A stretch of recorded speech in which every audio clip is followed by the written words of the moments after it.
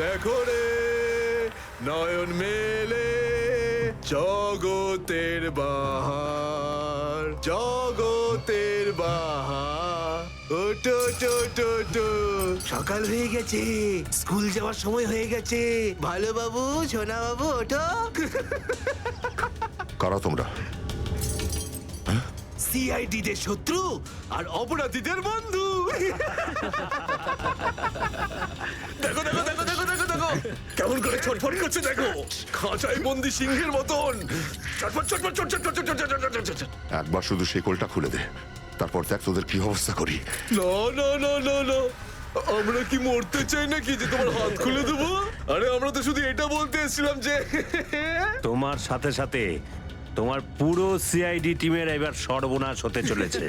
সর্বনাশ। অনেক দেখেছি তোদের মতন সিআইডির সর্বনাশ করার লোক। আজ তারা কোথায় আছে কেউ সেটা জানে না। তুমি আমাদের এতটা বোকা আর দুর্বল ভাবতে যেও না, কারণ আমাদের বস এত চালাক, এতটাই চালাক যে সিআইডির ছায়াও ওর কাছে পৌঁছাতে পারবে না। আমার কথা শোন, গিয়ে তোর বসকে বলে দে কাউন্ট ডাউন শুরু করে দেয় যেন ও বাঁচবে না আর, বাঁচবে না আরো। কি ব্যাপার তোমাদের ভাই, তোমাদের এই সিআইডি অফিসারদের এই ব্যাপারটা আমার দারুণ ভালো লাগে। মৃত্যুর মুখে বসেও ডায়লগ মারতে ছাড়ো না তোমরা। দয়া, তোমার সঙ্গে দেখা করে খুব ভালো লাগলো। Good bye.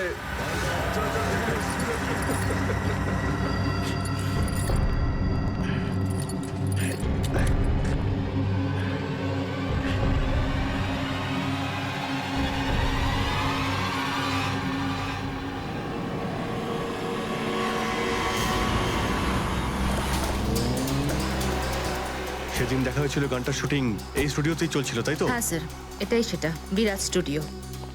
দয়াকে এখানেই হয়তো কোথাও রেখেছে।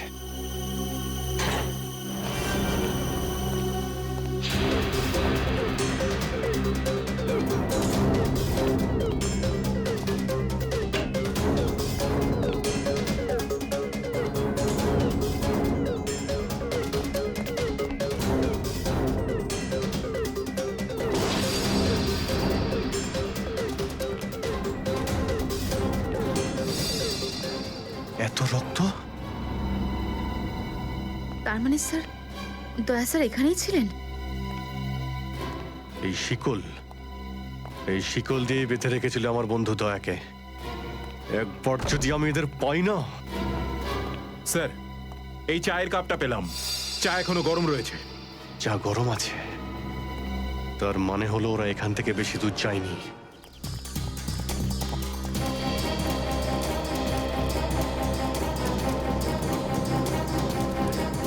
স্যার, মনে হচ্ছে এখানে কিছু হয়েছে।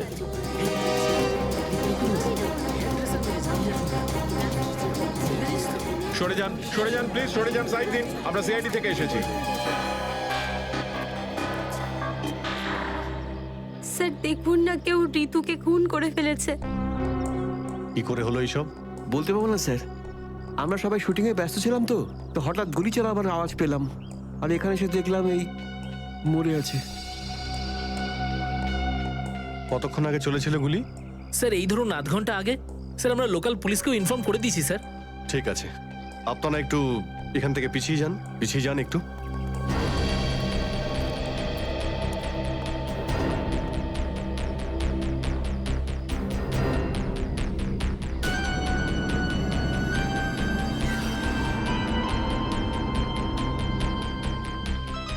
গুলি বেরিয়ে গেছে মাথা থেকে। গুলি লাগা 2 সেকেন্ডের মধ্যেই বেচারি মারা গেছে। গুলি লাগার পরেই এফোড় ওপড় হয়ে গেছে। একটু চেক করো আশেপাশে, দেখো গুলি এই ডিরেকশনে কোথাও পাও কিনা।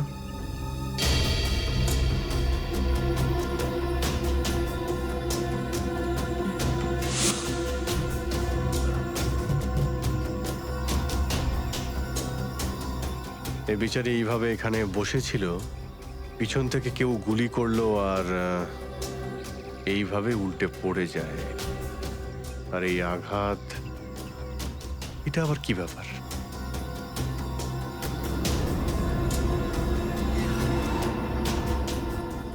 উইক পড়েছিল মেয়েটা?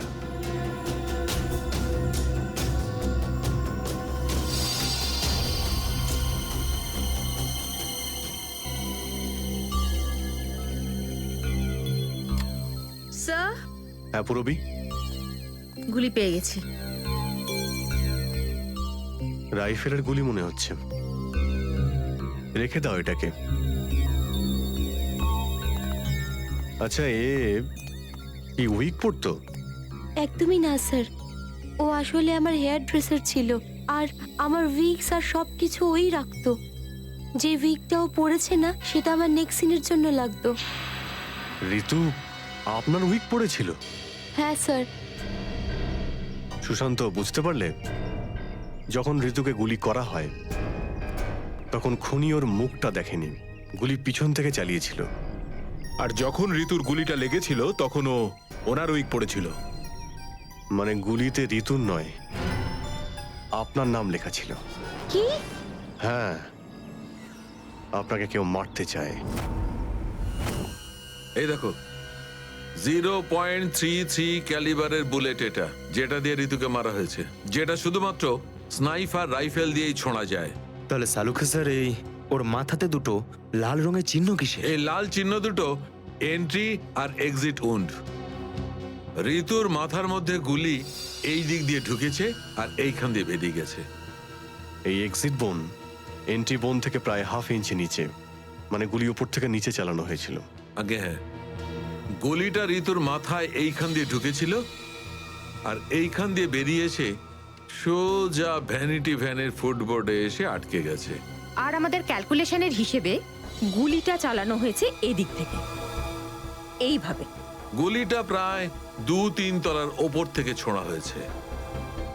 অনেক কিছু জানতে পেরে গেছেন স্যার আপনি। হ্যাঁ, ঋতুর কেসে তো আমি অনেকটাই জানতে পেরে গেছি।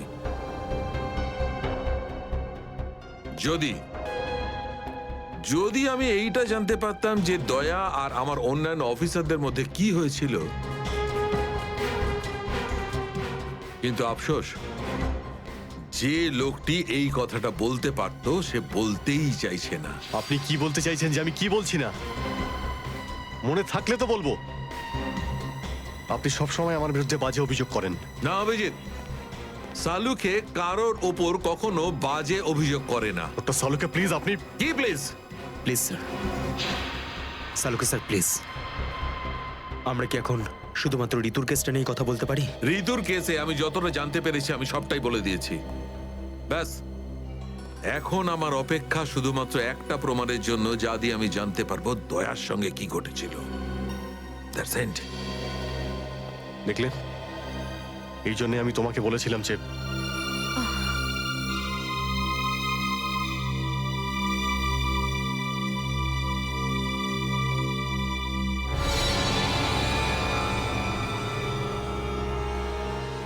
Sharp shooter.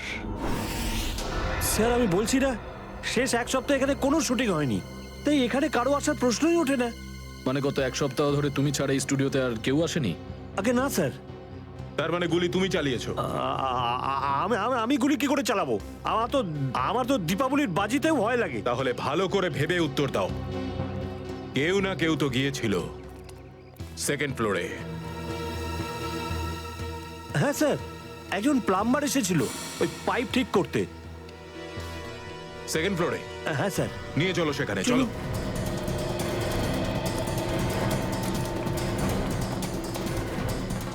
কোন দিকে? এই দিকে।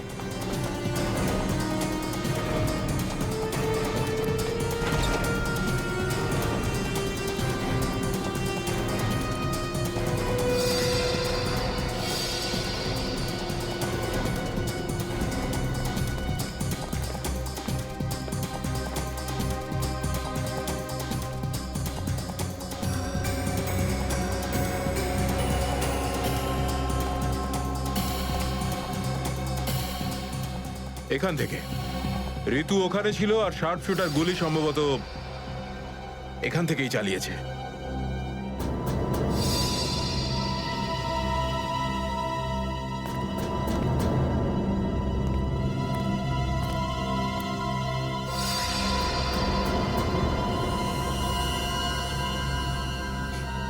স্যার স্যার লাবণ্যকে গুলি করা হয়েছিল। এই হলো ওই গুলিটার শেল। তুমি স্যার স্যার এতে আমার কোনো দোষ নেই স্যার। স্যার প্লিজ আমার বিরুদ্ধে কোনো কমপ্লেন করবেন না, আমার চাকরি চলে যাবে, প্লিজ প্লিজ। ভয় পেও না। আচ্ছা আমাকে এটা বলো, ওই প্লাম্বারের মুখটা দেখেছিলে তুমি? স্কেচ বানাতে পারবে? স্যার আসলে কি বলুন তো, আমি না চশমা ছাড়া কিছু দেখতে পাই না। আর ও যখন এসেছিল তখন আমার চশমা কোথাও হারিয়ে গিয়েছিল, আর আমি চশমাটাই খুঁজছিলাম। এই লাবণ্যর কোনো না কোনো শত্রু তো নিশ্চয়ই আছে, নইলে কেউ ওকে মারার চেষ্টা কেন করবে? এই লাবণ্য টিকুজি বের করেছি স্যার, ওর কারোর সাথে কোনো শত্রুতা ছিল না। হ্যাঁ স্যার, ফ্লপ হচ্ছিল ওর সব ফিল্ম। তাহলে এরকমও হতে পারে না যে অন্য কোনো অভিনেত্রী হিংসা বা ঈর্ষার কারণে ওকে মারার চেষ্টা করে থাকবে। লাবণ্য খুব বড় লোক নয় যে টাকা পয়সার জন্য ওর উপরে কেউ হামলা করবে। স্যার হতে পারে সত্যি এই গুলিটা ঋতুর উপরে চালানো হয়েছে, লাবণ্যের উপর নয়। আচ্ছা তোমরা কি ঋতুর ব্যাপারে ইনফরমেশন বের করেছো? হ্যাঁ স্যার, ঋতুরও কারোর সাথে কোনো শত্রুতা ছিল না। এমন কোনো না কোনো ব্যাপার আছে যা আমরা ঠিকমতো দেখতে পাচ্ছি না। এই লাবণ্যের যে আর্টিকেলগুলো আমরা পেয়েছি এর মধ্যে কোনো না কোনো ব্যাপার নিশ্চয়ই আমরা পাবো যার সঙ্গে কেসের কোনো না কোনো সম্পর্ক আছে। স্যার স্যার এটা 3 দিন পুরনো পেপার। এতে নিউজ আছে যে লাবণ্য জিনিসপত্র চুরি হয়েছিল ব্লু ইভ রিসর্ট থেকে।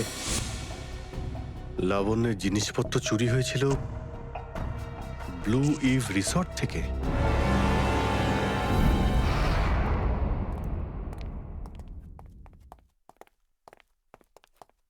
এটাই রুম স্যার।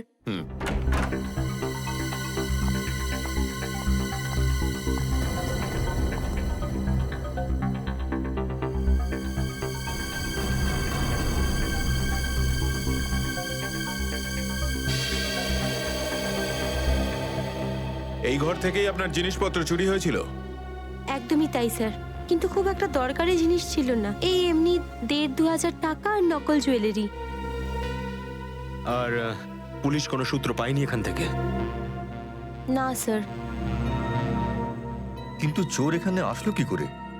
জানলা দিয়ে, এসির জায়গা দিয়ে নাকি? স্যার দরজা থেকে এসেছিল। পুলিশের কথা অনুযায়ী ও চাবির ব্যবহার করেছিল ঘরটা খুলতে। আর এই ঘরের চাবিটা কার কার কাছে ছিল? একটা আমার কাছে আর একটা এদের কাছে। ও মানে হোটেলের কোনো ভেতরের লোকের কাজও হতে পারে। ম্যাডাম আপনি এসব কি বলছেন? 15 বছর পুরনো আমাদের হোটেল। আমরা খুব সৎভাবে কাজ করে এখানে গুডউইল বানিয়েছি, আর আমাদের হোটেলের কোনো লোক এটা করতে পারে না। হয় এই কাজটা কোনো হোটেলের ভেতরের লোকই করেছে, অথবা কোনো বাইরের লোক এই চাবি চুরি করে চাবির ডুপ্লিকেট বানিয়ে নিয়েছে। আর এই দুটো সিচুয়েশনেই তোমাদের হোটেল দায়ী, বুঝলে কিছু? ছেড়ে দিন না স্যার, এই ছোটখাটো চুরির জন্য কেন ওদের ডিস্টার্ব করছেন?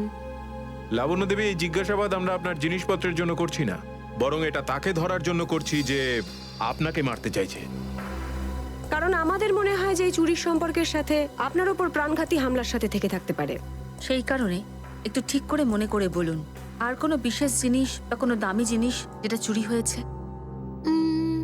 হ্যাঁ, আমার তো না, কিন্তু আমার হেয়ার ড্রেসার ঋতুর জিনিস চুরি হয়েছিল। আর তারপর ওর হঠাৎ করে মুড অফ হয়ে গেছিল আর ও খুব কাঁদছিল। এমন কি জিনিস চুরি হয়েছিল ওর? একটা অদ্ভুত শোপিস ছিল। শোপিস? হ্যাঁ, আমিও অবাক হয়েছিলাম ভেবে যে একটা শোপিসের জন্য এত ভেঙে পড়ার কি আছে। আর আমি ওকে বলেও ছিলাম যে আমি ওকে একটা নতুন শোপিস এনে দেবো, কিন্তু হয়তো ওই শোপিসটা ওর জন্য খুব দামি ছিল। খুব দামি শোপিস ছিল? না না, ওই ট্রিপোলিয়াম বাজারে যে চাইনিজ শোপিসের দোকানগুলো আছে না, সেখান থেকেই নিয়েছিল। ওই হবে 700-800 টাকার মতো। ত্রিপোলিয়া বাজারে চাইনিজ জিনিসপত্রের দোকান?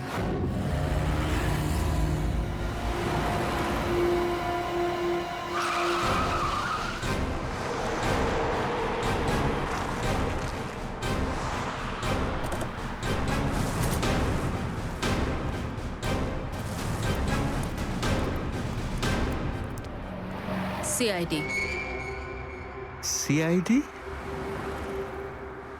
একটা খুনের ব্যাপারে আপনার থেকে কিছু জানতে চাই। খুন? কার খুন হলো আবার? এর নাম ঋতু, ফিল্ম ইন্ডাস্ট্রিতে হেয়ার ড্রেসারের কাজ করে। কিছু মনে পড়লো? আমি তো একে কোনোদিন দেখিনি। গত শনিবারে আপনার দোকানে এসেছিল। ও একটা মূর্তি কিনেছিল।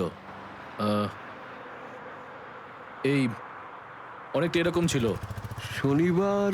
শনিবার তো আমি ছুটিতে ছিলাম। হ্যাঁ, সুশান্ত দোকানটা দেখছিল। কি সুশান্ত, তুমি দেখেছো মেয়েটাকে? হতে পারে এখানে এসেছিলেন। শনিবারের দিনটা খুব বিজি দিন থাকে, অনেক লোক আসে। কিছু মনে পড়ছে না। আচ্ছা, আমাকে এই মূর্তিটা দেখাও তো। ওই মূর্তিটাও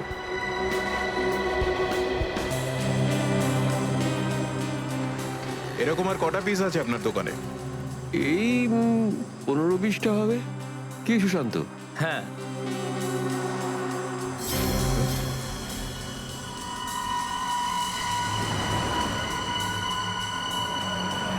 ওখানে ওই দুটো বক্সে ক্রস চিহ্ন দেওয়া কেন?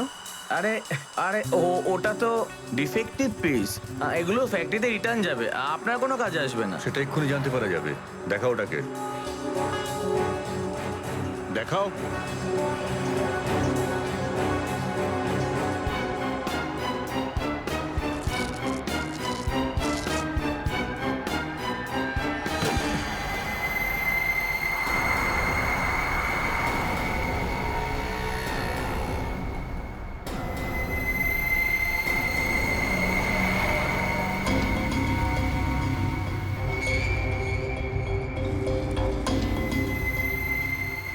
তো এসব ড্রাগসের ব্যাপার।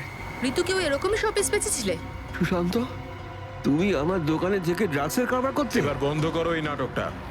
অ্যারেস্ট করো এই দুজনকে। আসুন, পরে দেখছি। চল, তোকে বোঝাচ্ছি। চল করিনি স্যার। চল।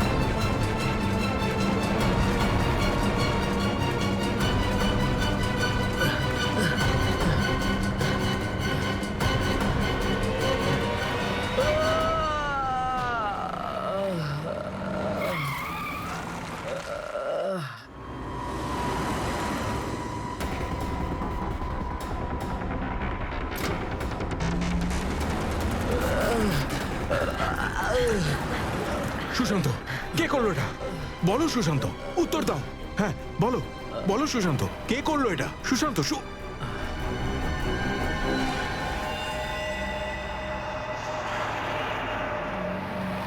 হি ইজ ডেড। স্যার, এটুকু তো নিশ্চিত ঋতুর মৃত্যুর সম্পর্ক এই ড্রাগ স্মাগলিং এর সঙ্গে রয়েছে। হ্যাঁ পুরবি, কিন্তু এই ড্রাগসের র্যাকেটের পিছনে কারা আছে?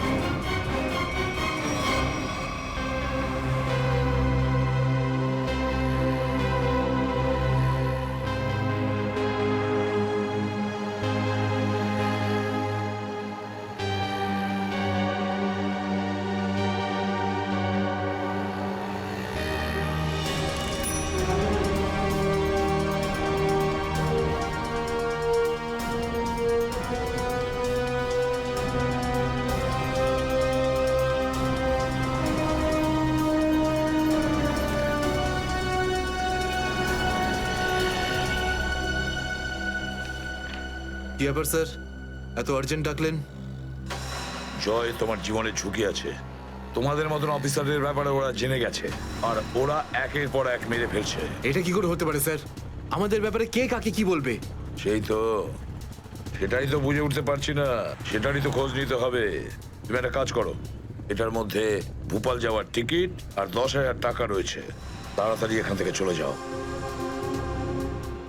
যাও, তাড়াতাড়ি বেরিয়ে পড়ো। জয়, জয়, কি হয়েছে? জয়, জয়,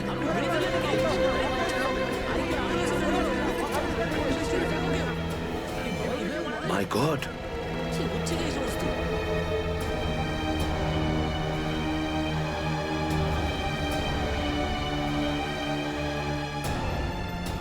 আরো একজন আন্ডার কভার কপ মারা গেল, আরো একজন সিআইডি অফিসার মারা গেল, কিন্তু আমি ওকে বাঁচাতে পারলাম না।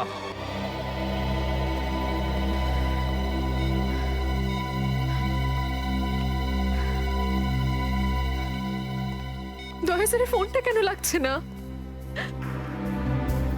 শ্রেয়া, দয়া স্যারও ঠিক ফিরে আসবেন যেরকম অভিজিৎ স্যার এসেছেন। স্যার কিভাবে ফিরে আসবেন? আমরা তো এটাও জানি না যে দয়া স্যার কোথায় আছেন। স্যার, নাইবা দয়া স্যারের খোঁজ পাওয়া যাচ্ছে, নাইবা এসিপি স্যারের। শ্রেয়া ওনারা সিআইডি অফিসার, এরকম অনেক সমস্যার সম্মুখীন হয়েছেন।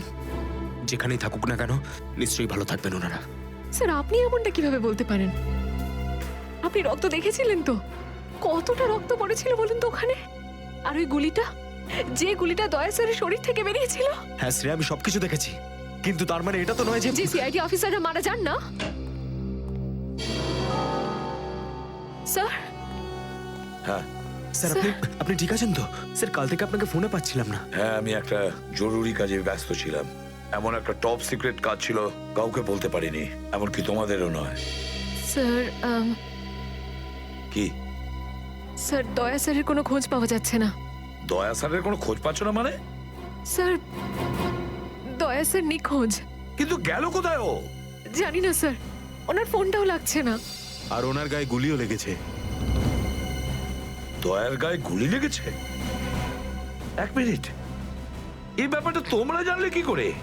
স্যার, সালুকে স্যার বলছিলেন যে দয়া স্যারের বডি থেকে একটা ডক্টর গুলি বের করেছেন আর চুপ করে নিয়ে এসে ওনাকে দিয়েছেন। দয়ার বডি থেকে গুলি বের করে সেটা শালুকে পাঠানো হয়েছে? অভিজিৎ, অভিজিৎ কোথায়? স্যার, অভিজিৎ স্যারও নিখোঁজ ছিলেন, 3 ঘন্টা আগেই ফিরে এসেছেন। আর তার থেকে বড় কথা স্যার, অভিজিৎ স্যারের প্যান্টে দয়া স্যারের রক্ত লেগেছিল। অভিজিৎ নিখোঁজ? 3 ঘন্টা আগে ও ফিরে এসেছিল, আর ওর প্যান্টের ওপর দয়ার রক্ত লেগে আছে? আর ওনার কিছুই মনে নেই স্যার। আর ওর কিছু মনে নেই? সেই একই ব্যাপার, সেই একই ব্যাপার। অভিজিৎ যখনই কোনো মুশকিলে পড়ে ওর স্মৃতিশক্তি লোপ পেয়ে যায়। এসব কি হচ্ছে সিআইডির মধ্যে? আমাদের তিনজন আন্ডার কভার অফিসার মারা গেছে। ওই অফিসারদের ব্যাপারে আমি ছাড়া আর কেউ কিচ্ছু জানতো না, কিন্তু ওদের নাম বাইরে ফ্ল্যাশ হয়ে গেছে। কিভাবে? স্যার, এই কথাটা যদি শুধু আপনি জানতেন তাহলে। সেটাই তো বলছি আমি সচিন, সেটাই তো বুঝে উঠতে পারছি না এসব কি করে হলো, কিভাবে হলো। এটার একটাই মানে দাঁড়ায় সচিন, আমাদের মধ্যেই কেউ একজন আছে যে আমাদের সঙ্গে বেইমানি করছে, আমাদের সাথে বেইমানি করছে। একজন বেইমান আছে। আর স্যার, একটা কথা আরো, একজন হেয়ার ড্রেসার খুন হয়ে গেছে স্যার। Hair dresser? হ্যাঁ স্যার, শুটিং চলাকালীন ওকে খুন করা হয়েছে। স্যার, মনে হচ্ছে এই খুনটা ড্রাগসের কারণে হয়েছে। আর স্যার, তদন্ত করতে করতে একটা লোক পর্যন্ত পৌঁছেছি, কিন্তু শেষে ও মারা যায়। আর স্যার, ওর পকেট থেকে আমরা এই কাগজটা পেয়েছি। স্যার, এটার উপরে কিছু নাম্বার লেখা রয়েছে। 185637245 183567235। আমার মনে হয় সচিন, এটা কোনো টেলিফোন বা মোবাইলের নাম্বার নয়। এই নাম্বারটা অন্য কিছু, এই নাম্বারটা অন্য কিছুরই হবে। কিন্তু কি, কিসের নাম্বার হতে পারে এটা? হ্যাঁ সালুকে। আরে এরা তো সব তোমার সঙ্গেই আছে। তোমার অফিসাররা তো তোমাকে খুঁজে খুঁজে হয়রান হয়ে গেল। আমি কোথায় গিয়েছিলাম ওরা জানে। এবার তুমি বলো, এমন কোন কথা আছে যেটা ফোনে বলতে পারোনি? প্রদ্যুমন, এই কথাটা আমরা দুজন আলাদা বলতে পারি না। কেন? এমন কি কথা আছে যে এদের সামনে তুমি বলতে পারছো না? বলতে পারি, কিন্তু ভয় পাচ্ছি। ভয় পাচ্ছি যে যে লোকটাকে এরা হিরো মনে করে, যারা তার মতো হতে চেষ্টা করে, স্বপ্ন দেখে, যাতে ও নিজে এই লোকেদের দৃষ্টিতে পড়ে না যায়। এসব ঘুরিয়ে ফিরিয়ে কথা বন্ধ করো সালুকে। পরিষ্কার করে বলো, আর সবার সামনে বলো। ঠিক আছে, পরিষ্কার করে বলছি, আর আমি সবার সামনে বলছি। কিন্তু যেটা আমি বলবো সেটা শুনে কেউ যেন মনে করো না যে আমি কারোর ওপর বদলা নিচ্ছি বা কারোর সঙ্গে শত্রুতা করছি। ক্রাইম স্পটের ব্যালিস্টিক রিপোর্ট এসে গেছে। কি লেখা আছে রিপোর্টে? প্রথম গুলিটা চলে কালুর ওপর, অভিজিতের বন্দুক থেকে। আমাদের আন্ডারকভার কপের উপরে? আগে হ্যাঁ, শুধু তাই নয়, দ্বিতীয় গুলিটা চালানো হয়েছিল ভিকুর ওপর, দয়ার বন্দুক থেকে। না, এরকম হতে পারে না। অভিজিৎ স্যার আর দয়া স্যার ভিকু আর কালুকে এইভাবে চেয়ারে বেঁধে রেখে গুলি চালাতে পারে না স্যার। ফ্রেডে, ব্যালিস্টিক রিপোর্ট কখনো মিথ্যে কথা বলে না। আর সবচেয়ে ইম্পর্টেন্ট রিপোর্ট, সেই রিপোর্ট যার জন্য এদের সবাইকে বাইরে যেতে বলেছিলাম। অভিজিতের ফোন। অভিজিৎ, কোথায় তুমি? এখন এই মুহূর্তে ফরেনসিক ল্যাবে তুমি চলে এসো। ফরেনসিক ল্যাবে?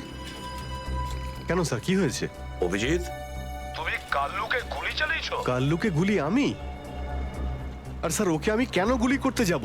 অভিজিৎ, তুমি এই মুহূর্তে ফরেনসিক ল্যাবে চলে এসো, and that's an order. Sir, এই কথাটা শুনে আপনি যতটা অবাক হয়েছেন ততটা আমিও অবাক হয়েছি। আর যতক্ষণ আমি এটা না জানছি যে ওই রাতে কি হয়েছিল, আমি আসবো না। তাহলে কি তুমি আমার বিরুদ্ধে যাবে? স্যার, আমি আপনার বিরুদ্ধে যাচ্ছি না স্যার। আমি সেটাই করছি যেটা আপনি আমাদের শিখিয়েছিলেন, সিআইডির ডিউটি স্যার। অভিজিৎ, ও না করে দিল। আপনার অনেস্ট, ব্রিলিয়েন্ট, ইন্টেলিজেন্ট অফিসার আপনার অর্ডার ক্যারি আউট করতে না করে দিল এসিপি সাহেব। আমি জানতাম প্রদ্যুমন, এই অভিজিৎ একদিন না একদিন পুরো সিআইডি টিমের জন্য সেই মাছি প্রমাণিত হবে যে সমস্ত পুকুরটাকে নষ্ট করে দেয়। এই অভিজিতের কারণে আমাদের পুরো সিআইডি টিমের বদনাম হয়ে যাচ্ছে। কলঙ্ক একটা। এই অভিজিৎ সিআইডি টিমের একটা বড় বোঝা, একটা কলঙ্ক। অনেক হয়েছে স্যার, বন্ধ করুন এসব। আর কি উল্টোপাল্টা বলবেন ওর নামে? আমি বন্ধ করব? আমি তো বন্ধ করে দেবো সারিকা, কিন্তু এই রিপোর্ট, এইটার কি করবে? এইটা চুপ করে থাকবে না সারিকা। এইটা সত্যি কথা বলবে বস। জানো এই রিপোর্টে কি আছে? কি আছে ওই রিপোর্টে? দয়ার উপর গুলি কে চালিয়েছে? কে মেরেছে সালুকে? কে করেছে গুলিটা? প্রদ্যুমন, দয়ার উপর গুলি তোমার honest, brilliant, intelligent officer Abhijit চালিয়েছে। কি? দয়া অভিজিতের গুলির শিকার হয়েছে প্রদ্যুমন। অভিজিৎ গুলি চালিয়েছে দয়ার ওপর। অভিজিৎ? অভিজিৎ দয়াকে গুলি করেছে?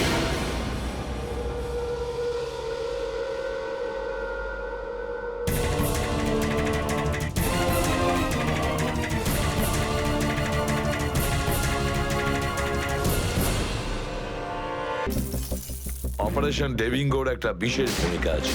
এই মিশনে আমাদের আন্ডারকভার কপস গ্যাংস্টার হয়ে ক্রাইম সিন্ডিকেটের গ্যাংয়ে ঢুকে পড়েছে। আরে প্যান্ট তুমি কোত্থেকে পেলে? কারণ ক্রাইম স্পটে আমি তো এরকম কোনো প্যান্ট পাইনি। সিআইডি নিরাপরাধ অফিসার্সরা মারা পড়ছে, আর আপনার সাহায্যে আমরা তাদের বাঁচাতে পারি। এটা কি করে হতে পারে? দয়ার রক্ত আমার প্যান্টে? দয়ার প্রাণ বিপন্ন।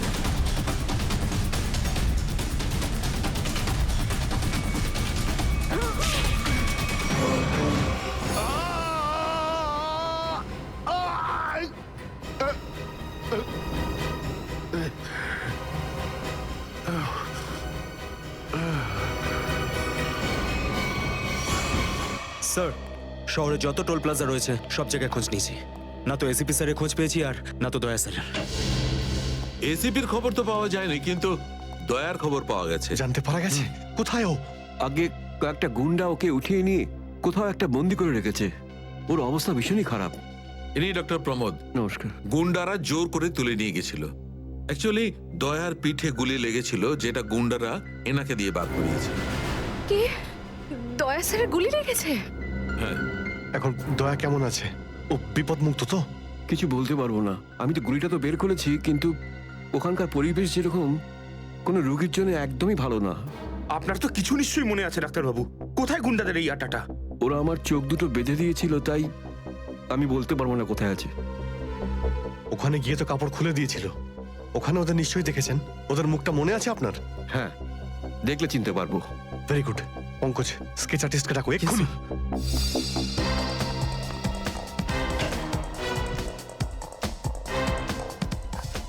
অভিজিৎ, ওই আমি তোমার সাথে। হাই স্যার, আপনি এখানে? হ্যাঁ, আমি এখানে। আচ্ছা সারিকা, পেন্টে যে রক্তটা লেগেছিল তার ডিএনএ রিপোর্টটা এসেছে? হ্যাঁ, এসেছে। সেটাই বলতে এসেছিলে না অভিজিৎ স্যারকে? হয়তো তুমি আগেই বলে দিয়েছো। তোমার বসকে, ডক্টর সালুকাকে বলার কথা মনেই হয়নি। ছাড়ো ছাড়ো, কোনো ব্যাপার না, কোনো ব্যাপার না। হতেই পারে, হতেই পারে, ছাড়ো ছাড়ো। কি আছে ওই ডিএনএ রিপোর্টে? ওই ব্লাড স্যাম্পলটা কার সারিকা?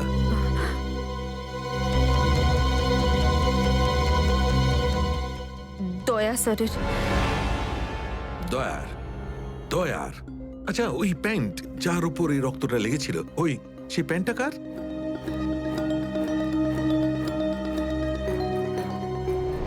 এটা কি করে হতে পারে?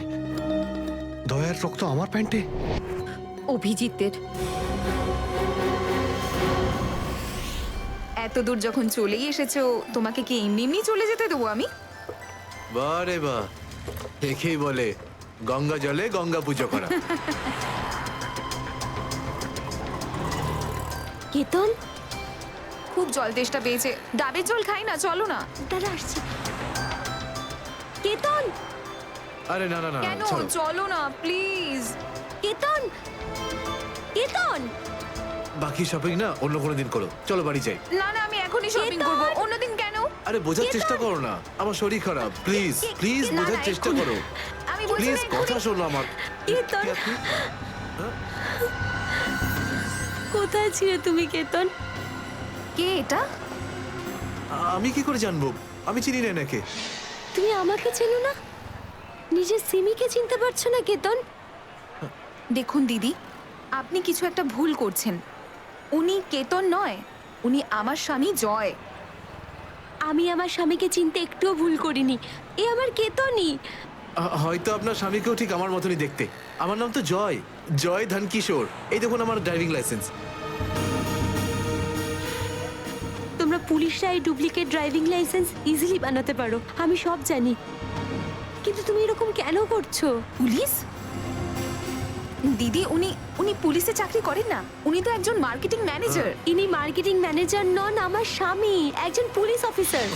6 বছর আগে একটা ডিউটির জন্য গেছিল, আর আজ অবধি ফেরত আসেনি। 6 বছর আগে? হ্যাঁ। আপনাদের বিয়ে কবে হয়েছে? 5 বছর আগে। তুমি আমার উপর সন্দেহ করছো, তাও আবার একজন অপরিচিত মহিলার কথায়। চলো। কেতন, কেতন দাঁড়াও, কেতন।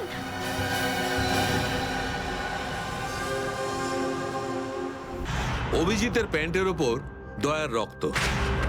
3বার টেস্ট করিয়েছি, কিন্তু ফলাফল ওই।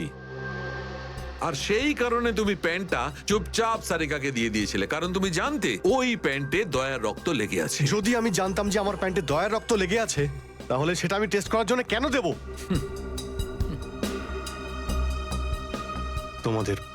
তোমাদের এটা মনে হচ্ছে না তো যে দয়ার এই অবস্থার জন্য আমি দায়ী? আচ্ছা ঠিক আছে, মেনে নিলাম। যদি তোমার কোনো দায় না থাকে, তাহলে চুপচাপ তুমি সারিকাকে প্যান্টটা কেন দিলে? ওই প্যান্টটা তুমি ডাইরেক্ট আমাকেও দিতে পারতে। দিতে পারতাম স্যার, কিন্তু সব সময় আপনি আমার বিরুদ্ধে কথা বলেন। আমাকে ছোট করার কোনো সুযোগই আপনি ছাড়েন না, এই জন্য। এই জন্যই প্যান্টটা আমি আপনাকে দিইনি। আর সেই কারণে সিনিয়র ইন্সপেক্টর অভিজিৎ, তুমি এটাও বলনি যে যখন দয়া আহত হয়েছিল তুমি নিজে সেখানে উপস্থিত ছিলে।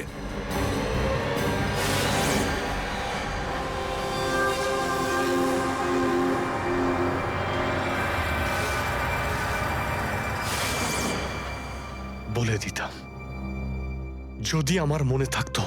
আমার আমার এখনো কিছু মনে নেই যে ওই রাতে কি হয়েছিল।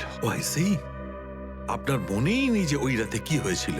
ডক্টর সালুখে, আমরা অভিজিৎ স্যার আর দয়া স্যারের বন্ধুত্বের উদাহরণ দিই, আর আপনি ওনাদের উপরে এরকম অপবাদ দিচ্ছেন।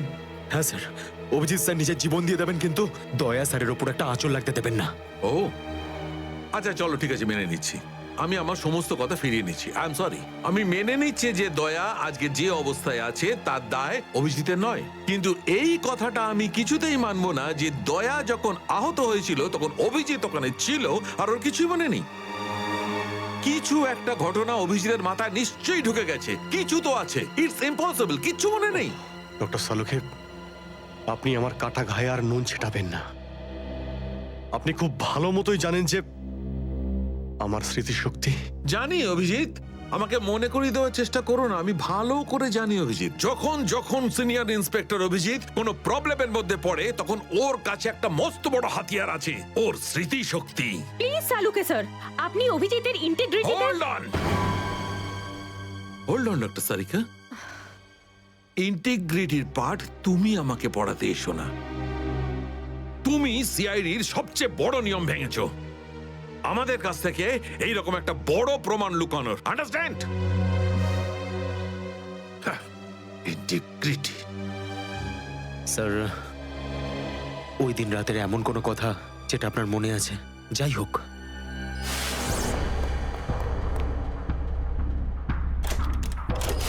আমি তেজার পিছনে দৌড়াচ্ছিলাম। ও দৌড়ে গিয়ে গাড়িতে ওঠে, আর তারপর কেউ ওকে গুলি করে আর গাড়ির বাইরে ফেলে দেয়।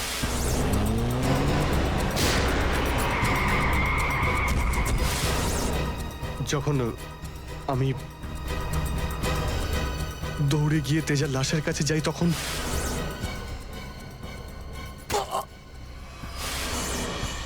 কেউ আমার ঘাড়ের কাছে কিছু একটা সূচের মতো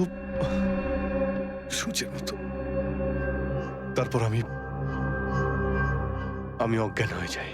আর তার পরের দিন যখন আমার চোখ খোলে তখন আমি দেখলাম যে আমি রাস্তার পাশে পড়ে আছি। তার মধ্যে কি হয়েছে আমার কিচ্ছু মনে নেই। ঠিক আছে, কোনো ব্যাপার নয়। ওই রাতে এক্স্যাক্টলি কি হয়েছিল সেটা জানা যাবে এই গুলিটার মারফত। এটা সেই গুলিটা যেটা দয়ার পিঠ থেকে বার করেছিলেন ডক্টর প্রমোদ। আর এই গুলিটার ব্যালিস্টিক রিপোর্ট থেকেই বার করা যাবে যে আসলে এই গুলিটা কার বন্দুক থেকে ছোঁড়া হয়েছিল। Sarika, come with me.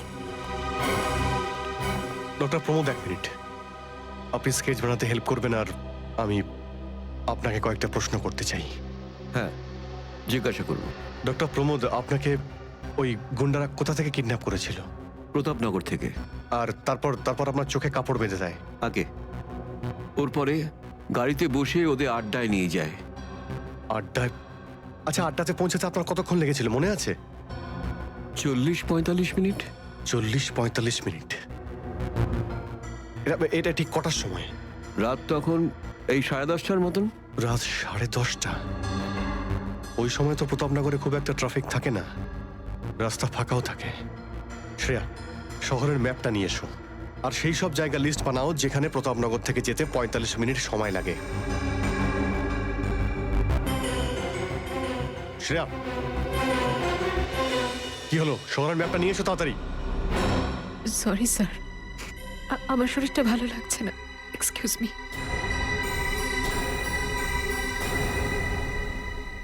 I can't believe this Maya. তুমি নিজের স্বামীর কথা বিশ্বাস করছো না? একজন অপরিচিত মহিলার কথা বিশ্বাস করছো তুমি? একটা মেয়ে অন্য একটা মেয়ের চোখের দিকে তাকালেই বুঝতে পারে যে সে সত্যি বলছে না মিথ্যে। আর ওর চোখে সত্যিটা ছিল, ওর চোখে জল মিথ্যে বলছিল না। মায়া, মায়া তুমি ওর কথায় বিশ্বাস করছো চোখের জল দেখে, আর তুমি আমাকে সন্দেহ করছো? সত্যিটা বলো, বলো সত্যি করে যে কতগুলো বউ আছে তোমার, বলো আমাকে জয়।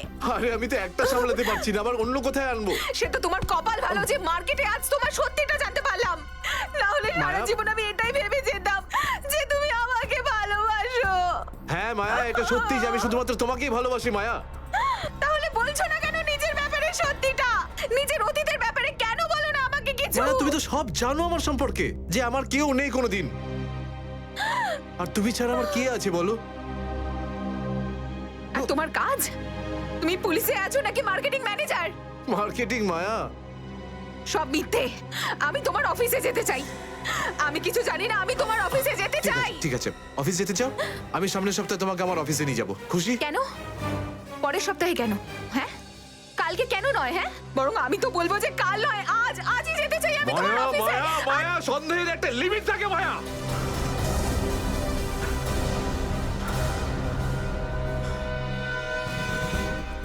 ঠিক আছে মায়া, আই এম সরি মায়া, আমি তোমাকে অফিসে নিয়ে যাব। মিথ্যে কথা বলার একটা লিমিট আছে জয়, ওরফে কেতন। মায়া, যতক্ষণ না তুমি আমাকে সত্যিটা বলছো আমার সাথে কথা বলতে আসবে না তুমি। Maya listen to me Maya, please শোনো মায়া। মায়া, মায়া দরজা খোলো মায়া।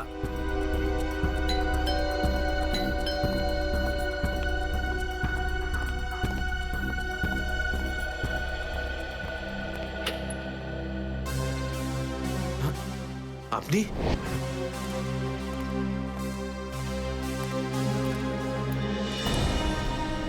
কেতন, মিশনের কাজটা থামিয়ে দাও আর এই মুহূর্তে এখান থেকে চলে যাও। না স্যার, আমি এই মিশনের জন্য আমার জীবনে 6টা বছর দিয়েছি স্যার।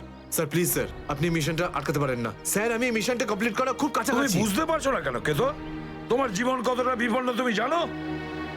আর তাছাড়া আমি অন্যান্য অফিসারদের এইভাবে মরে যেতে দেবো না। 4টের সময় গোলমা বাস স্ট্যান্ডে অপেক্ষা করবে, that's an order. Sir, sir please sir, sir please. Sir সব মিলিয়ে 4টে এমন জায়গা রয়েছে যেটা প্রতাপনগর থেকে 45 মিনিটের দূরত্বে রয়েছে। এটা হচ্ছে ভিকে রোড, যেখানে কল সেন্টার্স আর অফিসগুলো রয়েছে। এটা সেই জায়গাটা হতে পারে না। আর এই পশ্চিমে শ্যামনগর স্যার, এখানে বেশিরভাগ সব ফ্ল্যাট স্যার। ডক্টর প্রমোদ, আপনার ঠিক মনে আছে যেখানে আপনাকে নিয়ে গেছিল সেই জায়গাটা বাংলো বা ফ্ল্যাট ছিল না? হ্যাঁ, পুরনো কোনো এলাকায়। এখন তাহলে বাকি রইল সাউথ আর ইস্ট। এই সাউথের দিকে চিত্রকূটনগর আর ইস্টে বিদ্যাধরনগর। চিত্রকূটনগরে তো অনেক দোকান রয়েছে, আর বিদ্যাধরনগর এখানে তো অনেক স্টুডিও রয়েছে, ফিল্মের শুটিং হয় এখানে। আরে শ্রেয়া, আচ্ছা এখন তোমার শরীর কেমন আছে? আমি ঠিক আছি স্যার, থ্যাংক ইউ। শ্রেয়া, চাইলে তুমি বাড়ি গিয়ে বিশ্রাম নিতে পারো, ততক্ষণ আমরা এসব খোঁজ নিচ্ছি। না স্যার, যতক্ষণ দয়া স্যার আর এসিপি স্যারের খোঁজ পাওয়া যাচ্ছে না আমার শান্তি হবে না। ওকে ঠিক আছে, মানে দয়া হয় বিদ্যাধরনগরে, না হলে চিত্রকূটনগরে আছে। ডক্টর প্রমোদ আপনাকে যেখানে নিয়ে গেছিল আশপাশ থেকে সেখানে কি কোনো শব্দ আসছিল? আপনি কিছু শুনেছিলেন ওখানে? হ্যাঁ, একটা গান বারবার শোনা যাচ্ছিল। মানে বলতে চাই প্রত্যেক আধ ঘন্টা পর ওই গানটাই শুনছিলাম। তার মানে আশেপাশে কোথাও ফিল্মের শুটিং চলছিল, মানে বিদ্যাধরনগর। বিদ্যাধরনগর কারেক্ট, ফিল্মের সব স্টুডিও ওখানেই আছে। এটা খোঁজ নাও যে বিদ্যাধরনগরে কোন স্টুডিও আছে যেখানে এই গানটার শুটিং চলছিল।